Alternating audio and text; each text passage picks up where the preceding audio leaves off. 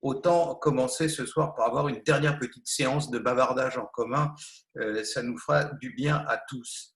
Donc, Frédéric, je suis ici pour vous parler de cette espèce d'interférence immense de cette histoire de virus sur la criminalité, car effectivement, ça a été pour les criminologues et puis plus encore que pour tous les autres, pour les médecins, pour le monde médical, pour les sociologues, pour tout le monde, ça a été une source infinie d'enrichissement et d'apprentissage, mais pour nous, ça a été vraiment démentiel.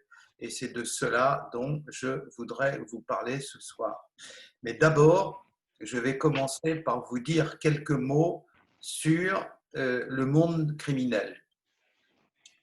Il y a deux façons d'ignorer les choses dans ce bas monde. La première, c'est de savoir qu'on les ignore, et la deuxième qui est de croire qu'on sait. Et en réalité, cette deuxième ignorance-là est encore pire que la première, parce que comme on croit qu'on sait, eh bien, on ne cherche pas.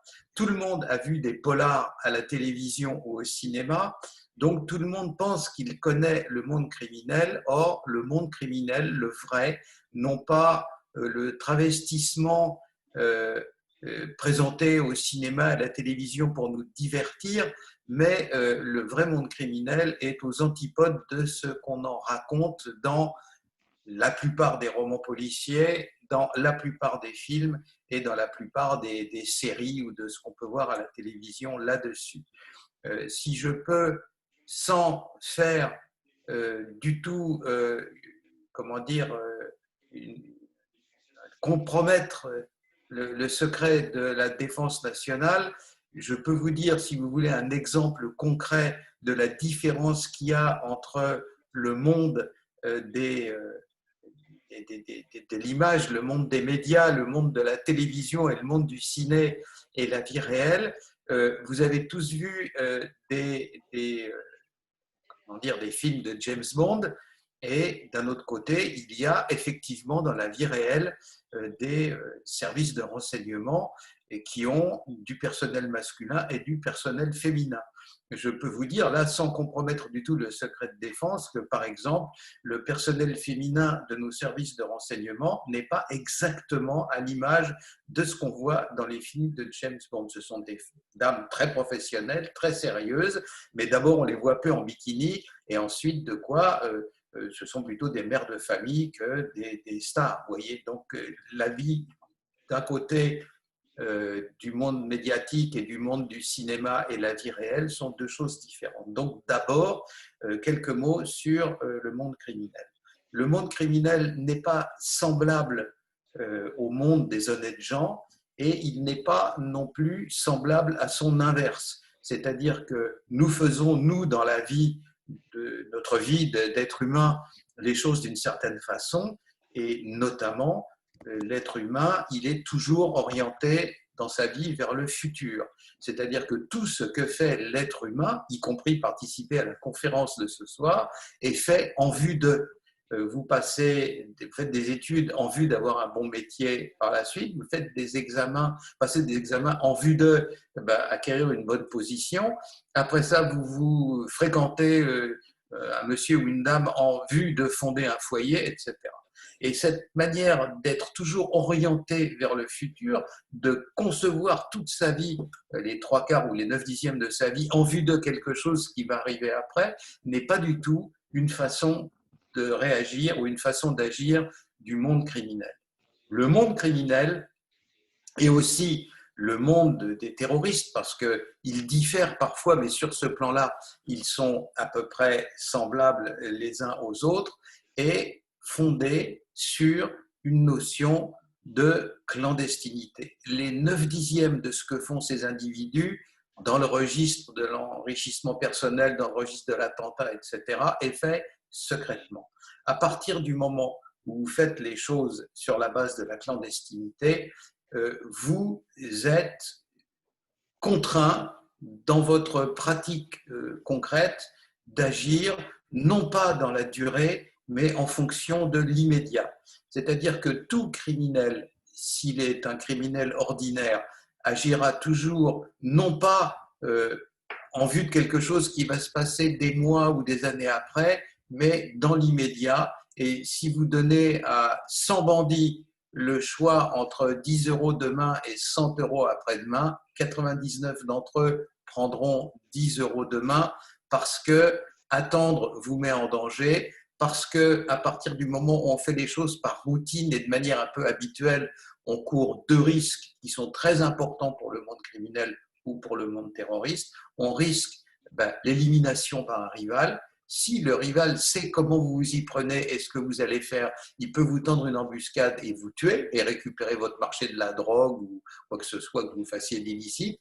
Et si vous êtes un terroriste, si vous faites les choses de manière un peu routinière, en vue d'eux, eh bien, naturellement, vous permettez aux services professionnels de la police, du renseignement, etc., là aussi, de vous tendre des embuscades et de vous arrêter et de mettre fin à vos activités. Donc, le monde criminel est formé d'individus qui, jamais 100% n'existent, mais à 90 ou 95%, sont des prédateurs opportunistes, à savoir qu'ils agissent sur le coup d'une opportunité et ils évitent d'avoir des alliances, d'avoir des pratiques à long terme ou au long cours qui les fragilisent et qui les mettent en danger. Par exemple, quand une famille mafieuse du sud de l'Italie, disons de Calabre, passe commande de quelques tonnes de cocaïne à un cartel de l'Amérique latine, c'est fait une fois, on se met d'accord sur une opération, on monte l'opération, on donne l'argent, on fait la livraison et l'opération se dénoue tout de suite après et on évite d'avoir un schéma, une routine de 3 tonnes tous les mois, livré de la même façon, au même endroit, etc. C'est trop dangereux. Un bandit, quand il est en dehors du territoire qu'il contrôle forcément, quand il est en dehors de sa cité, quand il est en dehors de sa province, quand il est en dehors de son village pour la mafia, il est en danger. Il ne connaît pas ces gens. Il ne sait pas les types qu'il voit, qui il rencontre le soir. S'ils ne sont pas en train de le vendre ou de le balancer à quelqu'un d'autre, etc., c'est trop dangereux.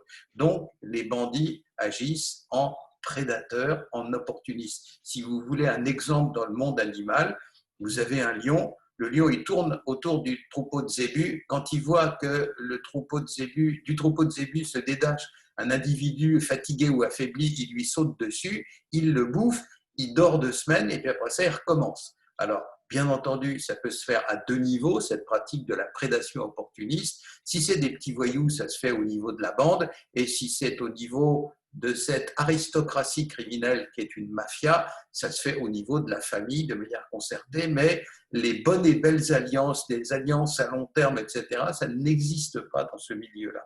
Donc, voilà comment agit et comment réagit le milieu criminel, et il était intéressant de savoir comment il allait agir ou réagir face à une situation inouïe que la France n'a jamais vécue, qui était que, pour l'essentiel, un pays de près de 70 millions d'habitants était confiné chez lui et n'allait pas en sortir pendant plus d'1 mois, sauf pour quelque chose d'extrêmement rapide et quotidien, comme d'aller faire les courses. Je dis que ça ne s'est jamais vu dans l'histoire de France, sauf peut-être une fois, et encore, ça n'était pas toute la France, c'était la région parisienne, quand l'armée allemande en 1940 a occupé Paris. Pendant les mois de juin et de juillet 1940, là où la pression de l'occupation était la plus forte et la plus brutale, c'est dans la région parisienne, les Parisiens ne sortaient pas trop de chez eux, ils ne savaient pas à quelle sauce ils allaient être mangés, ils étaient prudents. Moi, je me souviens, mes parents m'ont raconté, les gens ne bougeaient pas trop, ils attendaient de voir comment ça allait se passer. Mais d'abord, ça n'était pas obligé, et deuxièmement, c'était une partie de la France. Donc, qu'un continent, car l'Europe était à 80% dans la même situation que la France, qu'un continent entier était sous cloche, comme ça ne s'est jamais vu dans l'histoire de France depuis Vercingétorix jusqu'au mois de mars 2020. Alors c'est un événement naturellement inouï, car, et c'est le deuxième point que je veux aborder, si les sciences de la nature connaissent les expériences sous cloche, par exemple on fait le vide sous une cloche pour voir comment se propagent les sons, il est évident que dans le domaine des sciences humaines et dans tous les domaines où la société entre en jeu, on ne peut pas faire, on ne fait jamais d'expérience sous cloche. On ne peut pas vider une ville sous prétexte qu'on va installer un métro. On ne peut pas vider une province sous prétexte qu'il va y avoir une inondation, donc on prévient les gens, etc. Mais on essaye, on est obligé, on est contraint, la vie en société oblige d'agir dans le domaine urbanistique, dans le domaine de la sécurité et dans d'autres, d'agir avec des individus qui sont là et qui continuent à interagir les uns avec les autres. Donc le fait que les individus soient enfermés chez eux, pour l'essentiel, et comme disait l'autre, l'autre c'est un philosophe d'ordinaire et le plus souvent, là, que les gens soient enfermés chez eux, ça ne s'est jamais vu et naturellement, ça a tout de suite posé au monde criminel des problèmes énormes. Alors, là aussi, de même que les criminels n'agissent pas forcément comme on s'attend à ce qu'ils agissent quand on a été voir 3 polars au cinéma, il faut donner quelques petites précisions sur les diverses formes de criminalité que rencontrent tous les pays développés comme les nôtres. Il y a d'abord la criminalité de voie publique, c'est-à-dire celle qui s'accomplit sur la voie publique, les agressions, les prédations, le fait qu'il faut passer par la voie publique, par exemple, pour cambrioler, etc.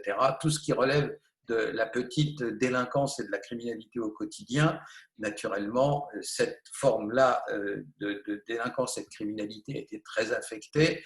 D'autres formes de criminalité comme les escroqueries, les filouteries, les affaires, vous savez, où on embrouille les gens pour leur prendre leurs économies, etc., naturellement ont été beaucoup moins affectées et même peut-être ont-elles profité de la séquence parce que quand les gens sont chez eux, ils sont plus disponibles pour échanger comme on le fait aujourd'hui par des plateformes, etc.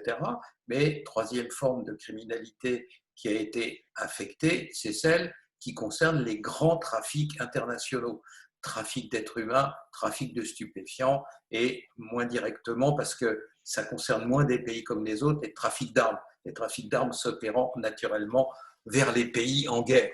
Alors, à partir du moment où le couvre-feu s'est mis en place, à partir du moment où le confinement a été là, où on n'avait pas le droit de sortir de chez soi, qu'est-ce qui s'est passé?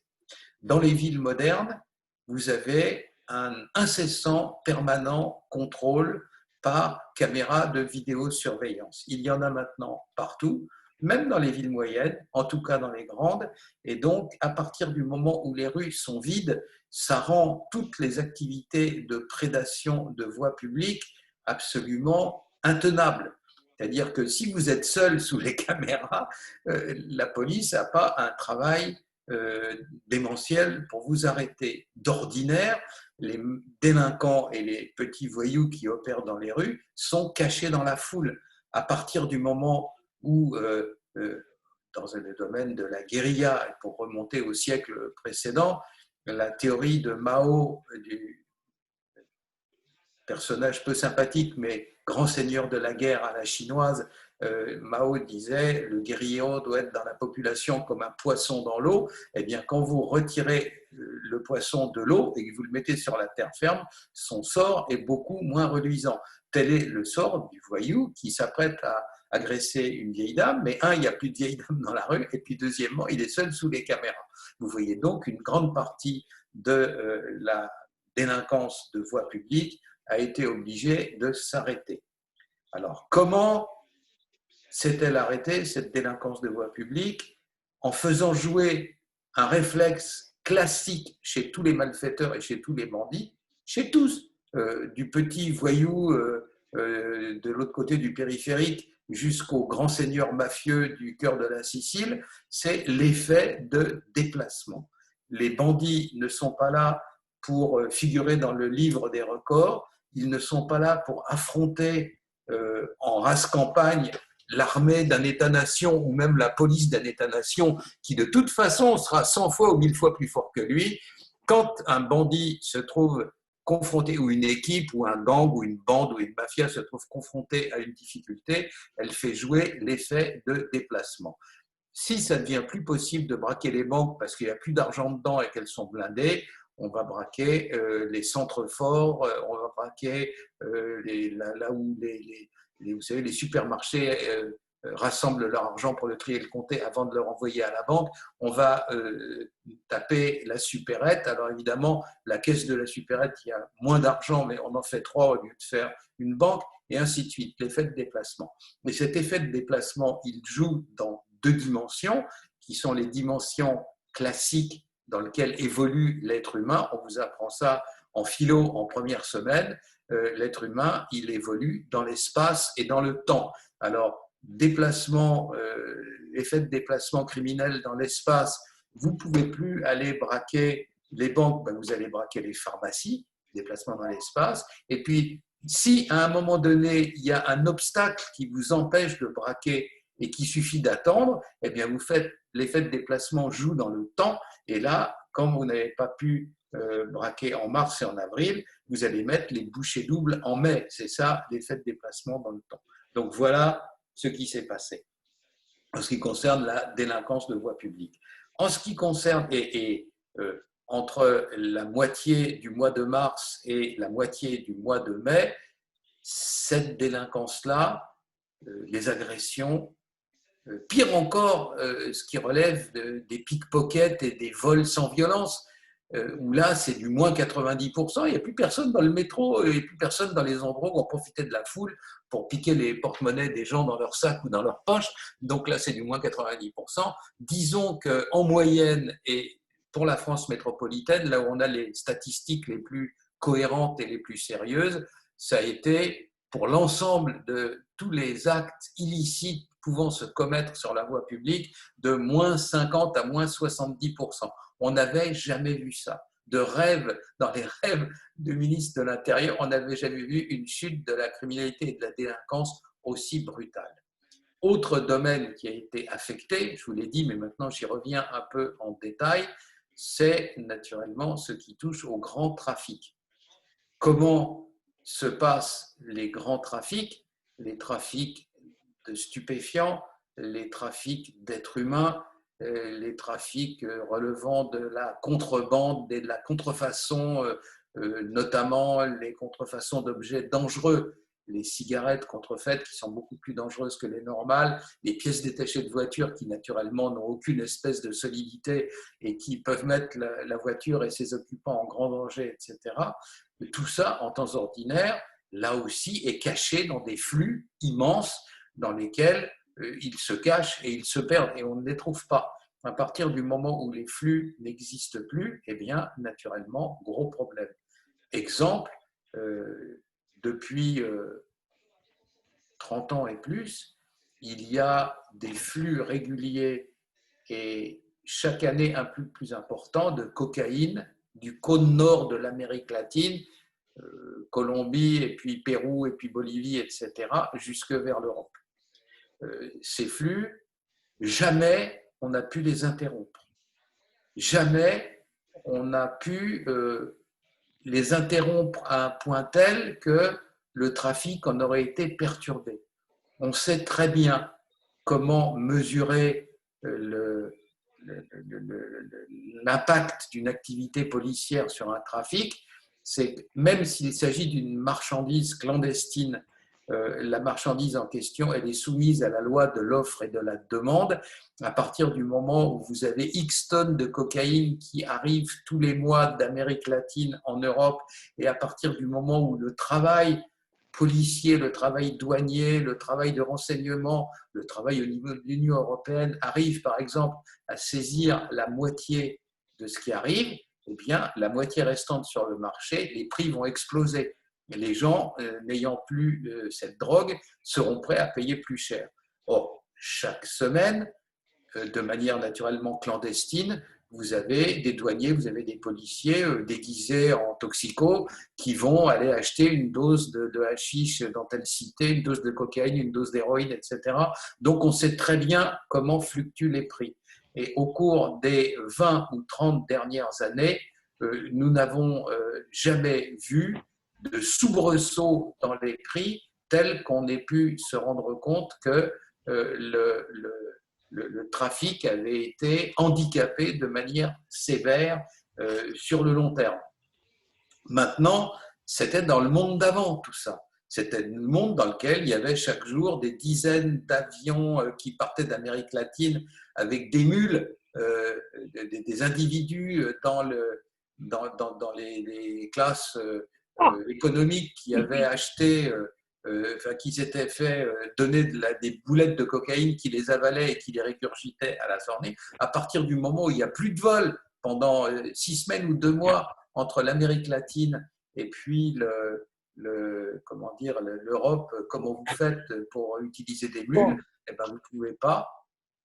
Et puis, à partir du moment où vous avez des trafics d'êtres humains, là aussi, qui sont dissimulés dans des flux de migrants, etc., à partir du moment où les flux en question s'arrêtent, car la marine veille en Méditerranée à éviter les contacts entre les deux continents pour éviter les contaminations d'un continent sur un autre, à partir de ce moment-là, vous avez vu, là aussi, les trafiquants soumis à des difficultés extrêmes pour assurer les livraisons de ce qu'ils avaient promis de livrer ou des gens qu'ils avaient promis d'acheminer d'un point A à un point B.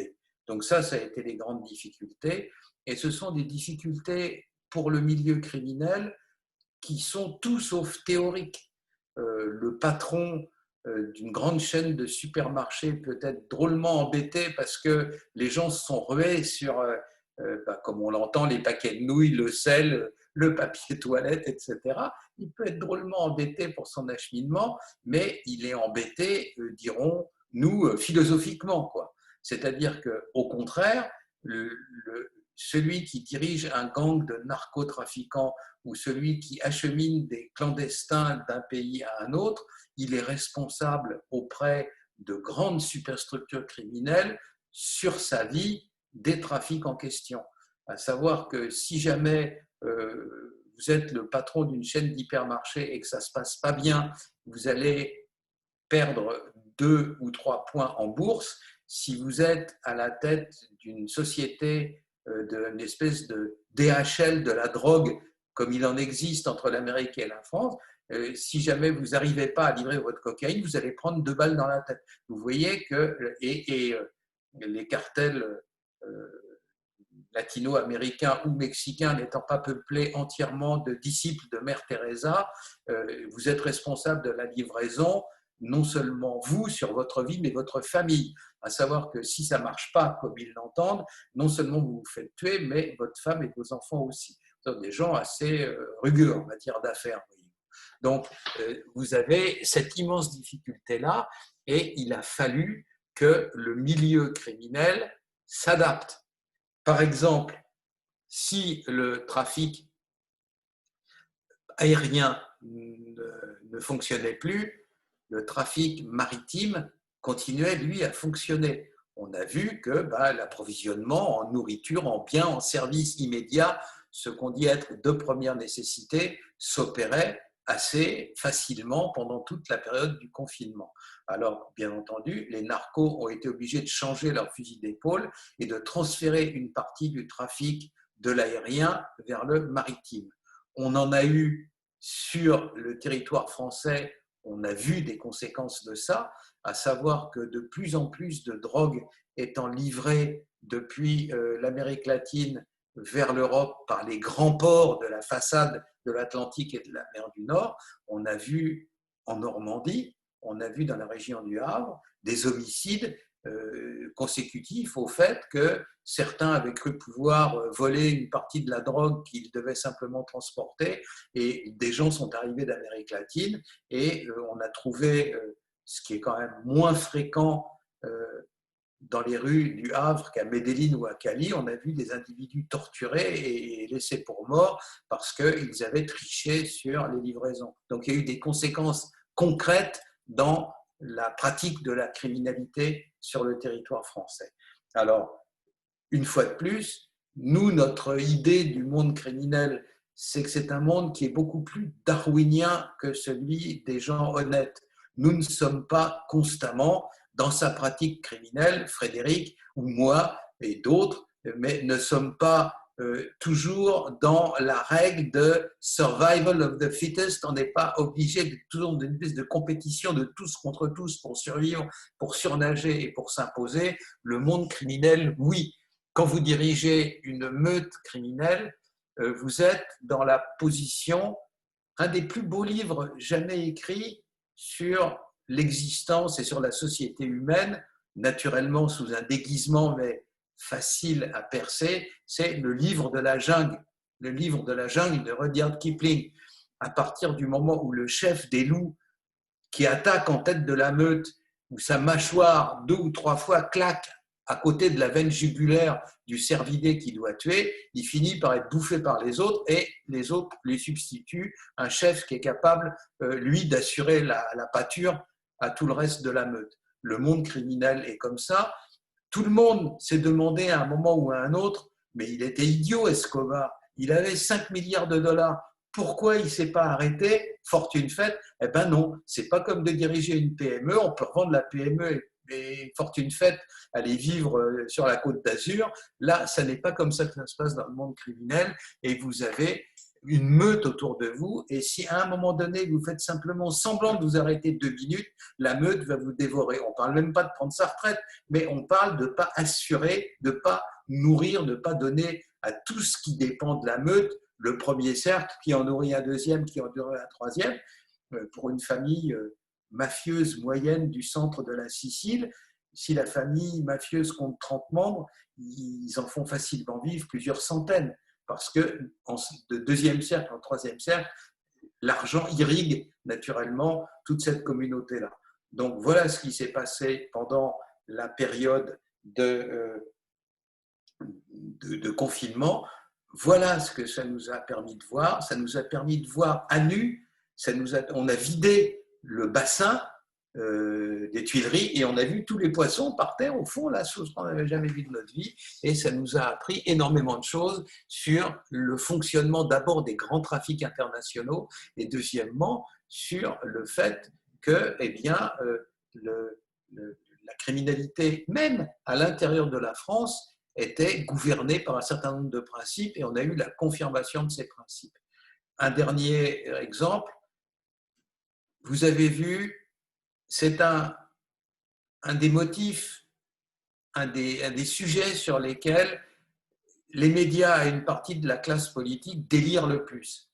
Alors, il y a naturellement dans la périphérie des grandes villes de France toutes des cités ou des quartiers sur lesquels l'autorité n'est pas exercée par les autorités républicaines et nationales habituelles, mais plutôt par les voyous locaux, par un savant mélange entre les islamistes et puis les voyous locaux. Et il y a un fantasme lointain qui date des affaires de l'année 2005, en gros, en disant qu'un jour, il y aura une insurrection générale des banlieues et qu'ils vont mettre le feu partout. Et voilà. Alors, naturellement, c'est absurde. Ça n'est pas arrivé en 2005, ça n'est pas arrivé cette fois-ci, et ça n'arrivera jamais. Puisque ce qui contrôle effectivement les quartiers en question, ça n'est pas un lointain héritier de la Fédération de France, du FLN, des guerres coloniales et de la guerre d'Algérie. Ce sont des bandes de voyous qui sont en guerre les unes contre les autres. Vous le lisez tous les jours dans le journal. Il y a un règlement de compte dans la cité machin, 3 morts. Le week-end dernier, à Marseille encore, c'est à Marseille où tous les ministres vont tous les 6 mois pour dire c'est intolérable, il faut mettre fin. Les voyous ne sont pas tellement impressionnés, donc ils continuent à régler leurs comptes quand ils ont des comptes à régler. Et là, 3 morts et un blessé grave, rien que le week-end dernier à Marseille. Donc le fantasme comme quoi ces individus-là qui au quotidien se font la guerre, arriveraient à s'allier tous ensemble pour monter à l'assaut de l'Élysée, comme diraient mes enfants, même pas en rêve, quoi. Hein. Donc voilà, alors ça nous a permis de vérifier que dans les cités en question, les plus dangereuses, les plus impénétrables, ça n'était pas celles où il y avait quelques voitures qui avaient brûlé, quelques flics qui avaient reçu des pavés, ça a été justement celles dans lesquelles le milieu criminel a réussi à imposer le calme en disant c'est mauvais pour le business, on a déjà du mal à vendre de la drogue là, avec la difficulté que les gens ont à circuler, etc. Si en plus on met le bazar dans les endroits où on est, plus personne ne va venir et nous, on va être comme ça handicapés sur le plan financier.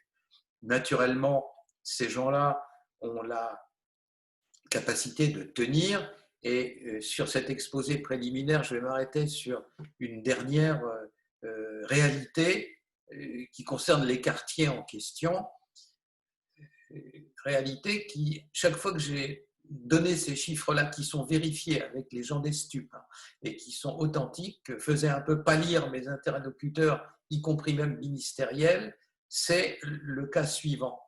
En février dernier, en février 2020, vous avez eu à Marseille une saisie sur le port de Marseille de 3 tonnes de cocaïne, 3000 kilos de cocaïne. Tout le monde sait, même le dernier stagiaire arrivé comme dans la police au secrétariat, c'est que pour une cargaison de saisie, il y en a 7 ou 8 autres qui passent. Et bien souvent même, les narcos laissent une cargaison être saisie et la police ou les douanes se concentrent dessus pour en faire passer 3 au même moment par ailleurs. Donc, bref, 3000 kilos de cocaïne. Les 3000 kilos de cocaïne, ils ont été, au moment où ils arrivent à Marseille, ils ont été payés aux grossistes qui se trouvent en Amérique latine, en Colombie ou au Pérou ou en Bolivie. Mais, naturellement, ce qui arrive à Marseille est destiné aux gens qui vont vendre ces 3 tonnes de cocaïne-là à l'échelle de la France et peut-être d'un ou deux autres pays d'Europe. Ces gens-là sont les semi-grossistes. Ils vont chacun sur les 3 tonnes récupérer ce qu'ils ont financé à l'avance.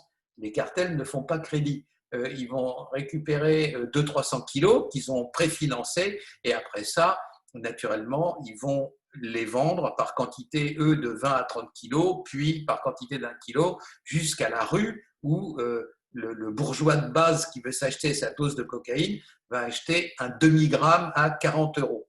Voilà. Donc, au niveau des demi-grossistes qui vont se partager, disons, 10 demi-grossistes à 300 kilos pour les 3 tonnes en question qui sont arrivées sur le marché, ils vont récupérer en chiffre d'affaires, hein, et naturellement, des drogues comme la cocaïne, le profit sur le chiffre d'affaires dépasse les 50% et peut aller jusqu'aux 70%. À savoir que vous avez un chiffre d'affaires de 1000 et vous allez récupérer en profit, eh bien, naturellement, après avoir coupé 3 fois la drogue qui arrive pure, puis l'avoir revendue par petits paquets, vous allez récupérer 70% à 60% du tarif le plus bas, celui de la rue, c'est-à-dire où ça se vend le plus cher. Et donc, ce que les demi-grossistes en question ont récupéré sur une seule cargaison, c'est de 70 à 100 millions d'euros. 70 à 100 millions d'euros de chiffre d'affaires, sur lesquels, naturellement, il y en a la moitié ou même parfois jusqu'à 60-70% de pur et simple profit sur une seule cargaison de 3 tonnes. Et la pauvre Madame Schiappa qui nous dit, alors voilà, les petits dans les cités, on va leur donner 10 euros pour éviter qu'ils fassent les choufs, mais au secours, je ne sais pas d'où elle a sorti ça, mais ça fait bien longtemps que dans les cités en question, les individus qui vendent de la drogue, c'est fini le temps où ils vendaient que du hashish, maintenant ils vendent du hashish, de la cocaïne, de l'ecstasy, etc. Et naturellement, ils ont les moyens de relancer aux enchères les bonnes œuvres de Madame Schiappa et de faire en sorte que, bien entendu, le trafic continue comme avant. Donc voilà ce qu'on a appris sur le fonctionnement des cités, sur le fonctionnement des grands systèmes internationaux. Et voilà ce que nous a appris cette espèce d'expérience sous vide de 6 semaines à 2 mois. Cher Frédéric, voilà l'introduction. S'il y a des questions, je suis prêt à y répondre. Merci beaucoup, Xavier. Effectivement, il y a plusieurs questions. Je vais peut-être poser la première et puis je vais tâcher de laisser la parole à Nicolas Castelet, qui a été très actif et qui a au moins 3 questions à te poser. La première question nous vient de Jocelyne Dubois qui dit est-ce qu'il existe chez les criminologues et les spécialistes du crime et de la géopolitique des modèles prédictifs et une comparaison également de ces modèles prédictifs entre pays ou entre régions du monde? Alors, naturellement, d'ores et déjà, ce qui nous a été vendu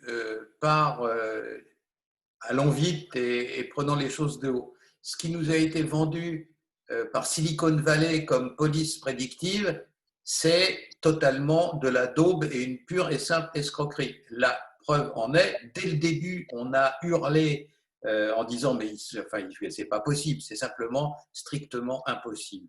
Et bien entendu, même et y compris la première de toutes les polices à avoir acheté des logiciels de police prédictive, celle de Los Angeles, a fini par dire OK, ils nous apprennent ce qu'on sait déjà. Donc c'est gentil, mais c'est pas la peine qu'on paye pour ça. En gros, les modèles prédictifs, quel est le principe? Comment ça fonctionne? Ça fonctionne sur le fait de prétendre pouvoir modéliser l'incertitude. Pendant longtemps, avant qu'il change d'orientation, j'ai dirigé une collection de livres dans la maison d'édition du CNRS, du Conseil national de recherche scientifique. Dans les couloirs de la maison d'édition du CNRS passaient des physiciens et des mathématiciens de réputation mondiale. On a beaucoup, une quantité impressionnante de grands physiciens et de grands mathématiciens en France. Et une fois de temps en temps, j'en attrapais un en disant « Monsieur, pouvez-vous me dire si l'incertitude, ce que signifie l'incertitude en termes physiques, est modélisable ?» Et une fois, il y en a un qui a éclaté de rire, qui m'a dit « Ah non, pas plus qu'au temps d'Aristote. Non, ça, c'est pas possible. Naturellement, à partir du moment où l'incertitude n'est pas modélisable, on ne peut pas, en partant du passé, c'est-à-dire en prenant, par exemple, tous les attentats qui ont été commis dans l'histoire de l'humanité, entre le premier attentat commis par les Sicaires dans la Palestine antique occupée par l'armée romaine jusqu'au 10 septembre 2001, le fait d'avoir tout mis dans un ordinateur et tout passé à la moulinette ne permet en aucun cas de prédire ce qui va se passer le lendemain, c'est-à-dire le 11 septembre. Évidemment, tout ça n'est pas modélisable. Donc, il y a des moyens éprouvés de réduire l'incertitude. Il y a des moyens de dire que telle chose a plus de chances que telle autre d'advenir, mais nous n'avons pas, et c'est un sujet sur lequel je travaille depuis des années, de baguette magique en la matière.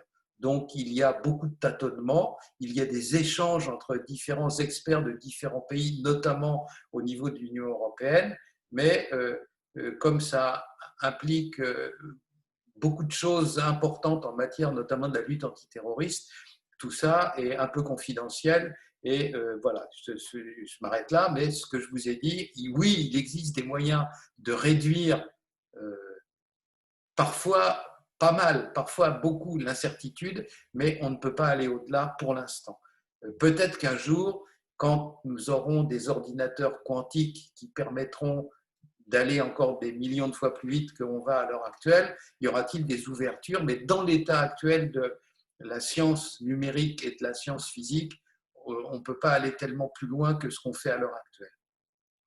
Merci beaucoup, Xavier. Pour employer un jargon de professeur, de toute façon, il me semble que vous utilisez plutôt des démarches inductives sur la base d'études de cas et puis sur des données non structurées. Donc, comme tu le disais, probablement l'accroissement de la puissance informatique va peut-être permettre d'établir, à défaut de modèles prédictifs, un certain nombre de variables de contrôle. Mais les modèles prédictifs, comme tu l'as dit, fondés sur l'incertitude, ça ne fonctionne pas encore beaucoup. Non, et il y a des marges de progression dans un domaine, et là aussi je ne vais pas aller très loin dans cette voie-là, mais dans les domaines de ce qu'on appelle faussement l'intelligence artificielle, mais machine learning, là, on voit des choses qui sont drôlement alléchantes. Mais naturellement, ce n'est pas la peine non plus que tous les bandits soient informés de ça ou les terroristes. Donc, comme disait le sapeur Camembert, jetons un voile pudique sur ce passé glorieux, sur ce futur glorieux, là, en l'occurrence. D'accord. Si tu le veux bien, je ne sais pas si Nicolas, vous avez la parole. Vous pouvez vous exprimer? Bonsoir. Oui, merci Vous Nicolas. vous avez été très actif et que, de mon point de vue, vous avez 3 questions extrêmement pertinentes et intéressantes. À vous la parole, alors. Eh bien, merci de me laisser la parole. Effectivement, j'avais 3 questions alors c'est des questions qui se regroupent. La première étant de savoir est-ce qu'on n'a pas un risque avec cette crise et un accroissement, il va y avoir un accroissement quand même de la pauvreté, de la précarité, de pouvoir voir certaines zones et certaines populations basculer dans l'illégal, dans la criminalité, et une opportunité pour les organisations criminelles de recrutement. En lien, je vous expose les 3, comme ça Oui, vous oui. va? D'accord. Allez Donc jusqu'au ça, bout. tout à fait. Donc ça, c'était l'entrée en matière. En lien, je me posais la question en regardant, est-ce que, par exemple, les émeutes à Naples peuvent être pilotées, encouragées par la Camorra notamment, qui est l'organisation de la zone, si je ne m'abuse, hein, parce que le confinement doit quand même poser un problème, même s'il s'adapte, comme vous le disiez si bien avant, doit poser un problème dans la logique de mouvement et de déplacement, notamment de leurs clients, aussi de leurs organisations. Et enfin, une troisième question qui est encore, est-ce que cette crise pourrait être une opportunité pour des organisations mafieuses disposant notamment de trésorerie et de cash, de blanchir encore plus ou racheter des entreprises qui vont être à l'agonie? Je pense aux restaurants, aux hôtels, à l'immobilier, même s'ils le font, j'imagine déjà, hein, voilà. Mais encore plus, c'est de rentrer encore plus dans l'économie légale.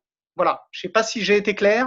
Oui, oui, tout va très bien. Effectivement, c'est 3 questions auxquelles on est confronté, nous, tous les jours, hein, donc, c'est vrai. Alors, premièrement, il y a en France des zones hors contrôle, non pas parce que des individus auraient réussi à se tailler des fiefs et à effectivement prendre le contrôle, mais uniquement par timidité de l'appareil d'État qui, de manière absurde, considère que si jamais ils interviennent dans des zones où il y a une part importante de la population qui est issue de l'immigration, ils vont être considérés comme des racistes. Je peux vous dire, les criminologues, ils ne peuvent pas travailler sous cloche, contrairement aux physiciens, et donc j'ai beaucoup été sur le terrain et j'y vais encore beaucoup. Je vous garantis que la situation dans les quartiers en question de ces populations, elle est pathétique, elle est lamentable. Et si jamais leur situation est pathétique et lamentable, c'est le fait qu'ils sont sous la coupe de bandits et de voyous qui sont peu nombreux, mais qui sont organisés. Et donc, quand vous êtes peu nombreux et organisés, vous arrivez à contrôler des foules même plus nombreuses parce que vous avez la capacité d'appliquer à un moment donné la violence brutale à un point A ou à un point B. Dans les quartiers en question, où vivent des populations qui sont encore marquées par un mode de vie clanique ou tribal, vous avez une importance considérable de ce qu'on appelle les mamans des cités, vous savez. Elles ont un pouvoir énorme.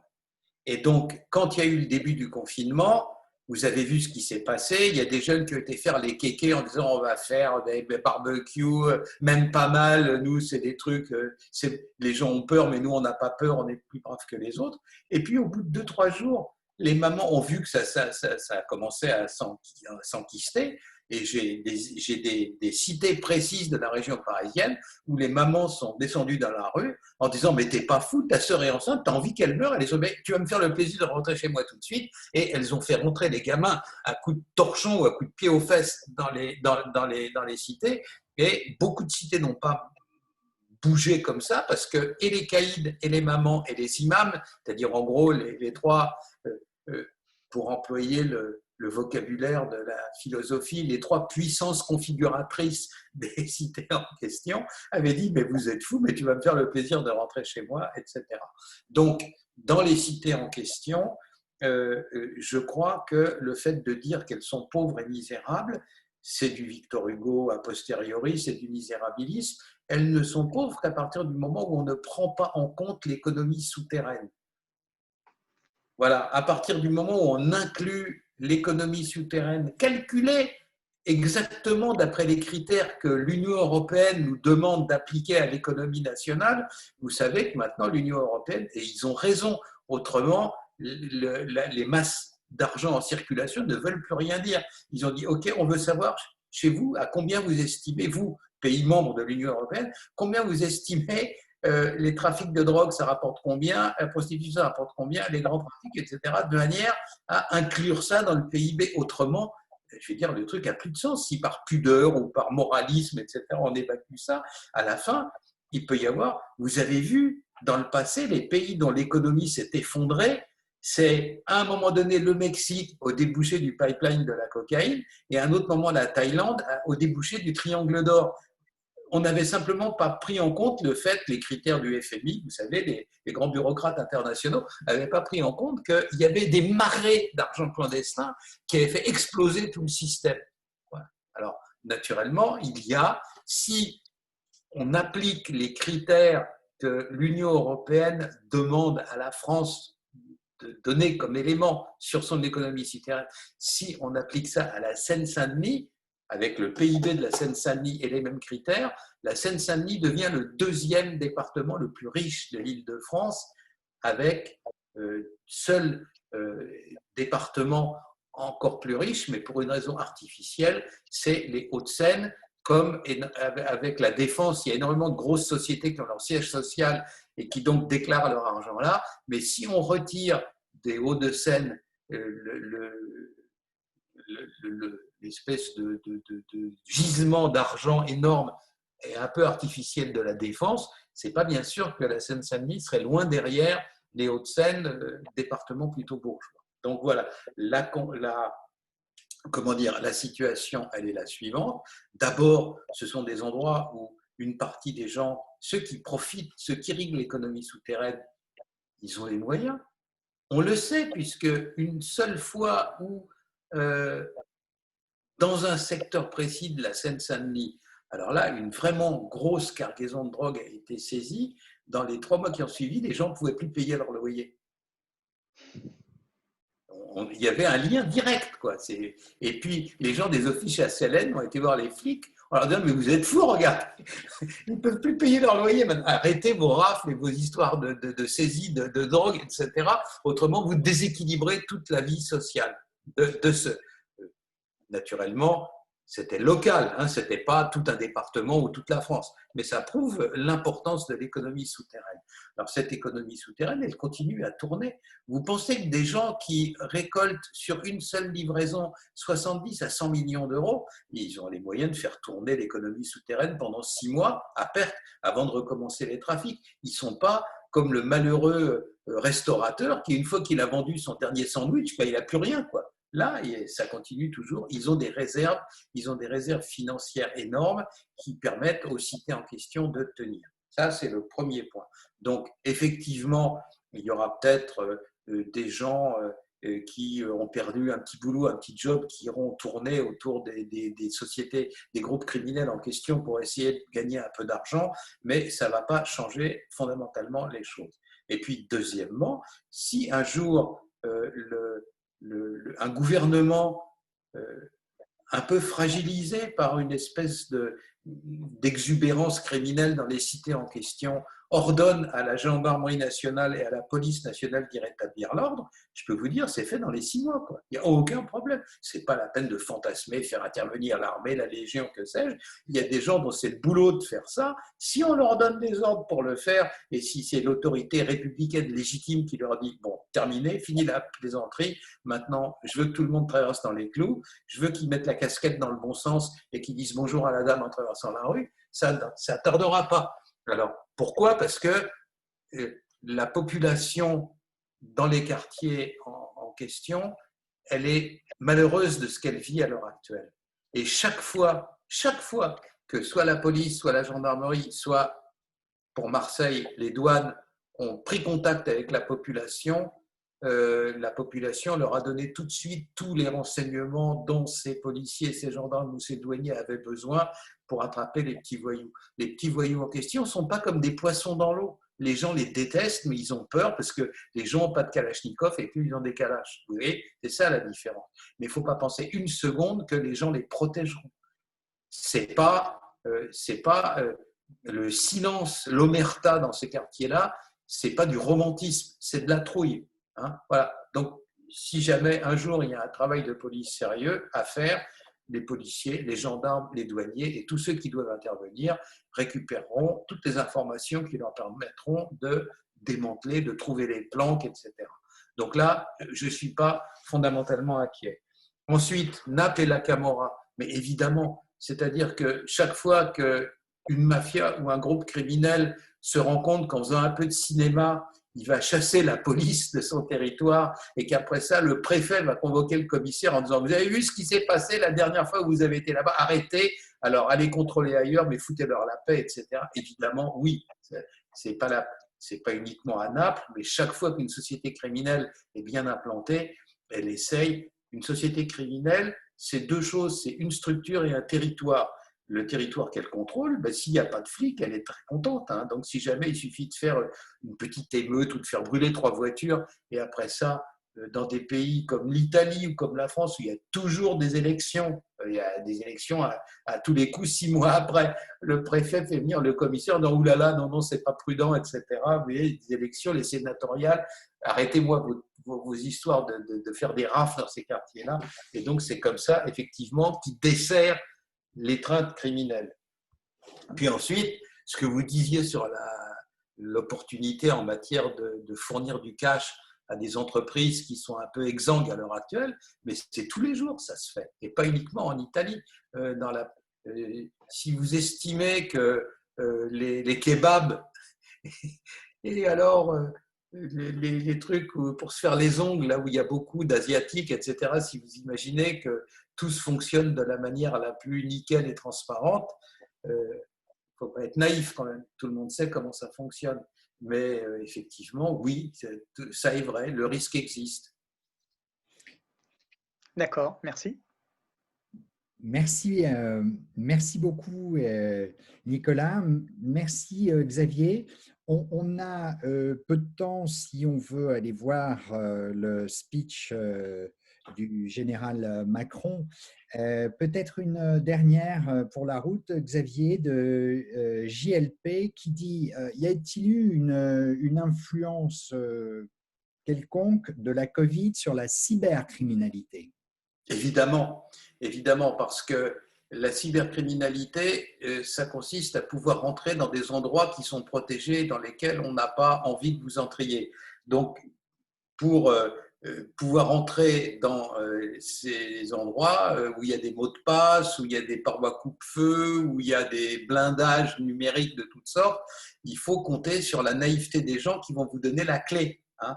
Et la naïveté des gens, eh bien, en temps ordinaire, c'était le porno. Et maintenant, c'est devenu tout ce qui est, on a un gel hydro machin qui coûte 2 fois moins cher, on a ceci, on a cela. Et donc, c'est-à-dire que les appâts pour, ça s'appelle phishing, vous savez, donc le fait de pêcher, les appâts servant à appâter les poissons ont tous, à partir du mois de mars, tourné autour de la Covid. Ça a fourni aux malfaiteurs numériques, aux pirates numériques, aux hackers, ça leur a donné une espèce d'appât extrêmement savoureux, extrêmement désirable, qui leur a permis d'entrer sans doute dans des tas de forteresses dans lesquelles ils n'auraient pas pu entrer autrement. Ça, c'est en matière de pénétration dans des systèmes informatiques pour espionner industriels, pour voler de l'argent, pour voler des secrets, machin, etc. Et puis deuxièmement, en termes d'escroquerie et d'arnaque, nos frères qui opèrent à partir du Nigeria se sont fait un bonheur de tout axer là-dessus, parce que vous avez des naïfs, vous avez des gens qui croient qu'ils seront plus malins que les autres, et ceux qui croient qu'on leur propose un investissement et vont gagner 30%, voilà, là, tout tournait autour de la Covid. Alors effectivement, oui, ça a largement, alors bon, demain, ça sera autre chose, mais depuis le mois de mars 2020, ça a vachement facilité la vie de tous les cybercriminels à travers le monde. Croyez-moi, ils se sont régalés. Puisque nous sommes dans l'actualité la plus brûlante et que nous sommes en parallèle du président Macron, juste pour terminer et clore cette soirée, et il y a pas mal de participants qui nous remercient déjà et qui te remercient en particulier, Xavier, pour tes éclairages intéressants et pertinents, c'est est-ce qu'un second confinement, s'il avait lieu, aurait des incidences, quelles qu'elles soient, d'abord sur les comportements criminels? Est-ce que les criminels ont appris quelque chose du premier confinement qui les rendrait plus souples et plus véloces? Et sur l'observation de ces comportements, c'est-à-dire du point de vue maintenant des criminologues comme toi, Xavier. Non, il va se passer la même chose que le coup d'avant. D'abord, je veux dire, tant qu'on n'aura pas, comme dans les films de Harry Potter, la cape d'invisibilité, hein, on sera obligé d'être dehors à un moment donné pour faire des choses. Donc, comme il y a toujours les caméras, elles existent toujours, et ben voilà. Donc, il va se passer exactement la même chose à une échelle X ou Y. On ne peut pas savoir si ça sera un peu plus ou un peu moins, mais tendanciellement, pour parler comme le camarade Karl Marx, on va avoir la même chose, la même situation, à savoir effondrement d'abord et rebond par la suite. Comme on a vu, effondrement mars-avril et mai-juin, rebond en technicolor avec une reprise en fanfare de l'activité criminelle. On va assister à ça la deuxième fois parce que personne n'a le choix, quoi. Je ne pense pas que le président Macron confine par plaisir ou parce que ça lui paraît une idée rigolote. Et puis les bandits n'ont pas le choix. S'ils sont sous les caméras, ils sont repérés, donc ils seront obligés, volins-nolins. Alors, il y aura peut-être des adaptations à la marge, mais dans le principal du sujet, ça va être rebelote par rapport à mars-avril et après ça, mai-juin. Mille merci Xavier, je me fais le porte-voix de nombreux participants qui te remercient pour tes éclairages et tes lumières. Si je puis me permettre, pour nous, le confinement et l'habitude de faire les choses à distance a deux avantages. La première, c'est qu'on a pu t'enregistrer, donc on aura mémoire de cette belle intervention que tu nous as donnée. Et puis la deuxième chose, c'est que nous ne sommes plus contraints par un numerus clausus physique à l'école militaire, pire encore depuis la Covid. Et donc, on a eu pas mal de participants ce soir, certainement beaucoup plus que l'on en aurait eu si on avait fait ça en présentiel. Donc, nonobstant la beauté de l'école militaire et de Paris la nuit quand on sort de tes conférences, on aura eu davantage de souplesse et de plaisir à te voir, même à distance. Mille merci à toi, Xavier. Bonne soirée. À très vite, de toute façon. Alors, n'oublie pas, quand vous aurez enregistré le truc, de m'envoyer le lien parce que je le mettrai sur notre réseau à nous. Tout à fait. Merci à vous tous et merci à toi, Frédéric. Merci à toi, Xavier, sincèrement. Et une fois encore, il y a beaucoup de merci de la part de l'audience. Donc, merci encore. Je vais finir en tant que professeur de business, c'est un peu normal, par une page de pub pour vous dire à tous que nos prochaines conférences vont également traiter, pour la première d'entre elles en tout cas, de Covid, en tout cas de pathologies infectieuses, puisque Athanasia Liabotis nous parlera de l'impact sur les pathologies infectieuses du changement climatique le 18 novembre prochain. Et puis Jérémy Gates, qu'on avait déjà reçu dans le cadre de ces conférences, grand spécialiste des États-Unis et de la politique américaine devant l'Éternel, nous dressera un état des lieux un peu à l'arrache des élections américaines le mardi 8 décembre 2020. Donc voilà pour ce qui concerne les deux conférences à venir. Et ces deux conférences à venir seront les seules. Elles seront également… alors, non, pour celle d'Athanasia, elle sera via Zoom. Pour celle de Jérémy, elle sera théoriquement en présentiel, mais on va apprendre du président Macron si c'est possible ou non. Et en fonction, on s'adaptera bien évidemment. Merci à chacun de votre participation. Merci, je vous vois Nicolas en particulier. Merci beaucoup pour vos très intéressantes questions et votre comment dirais-je, votre dynamisme. Et merci aux uns et aux autres et à très vite sur nos lignes ou en direct en fonction des décisions politiques qui sont celles que le président Macron va nous présenter maintenant. Merci beaucoup. Bonne soirée. À très bientôt au 18 novembre prochain. Grand merci à toi, Frédéric. Grand merci. Très bonne soirée. Au revoir.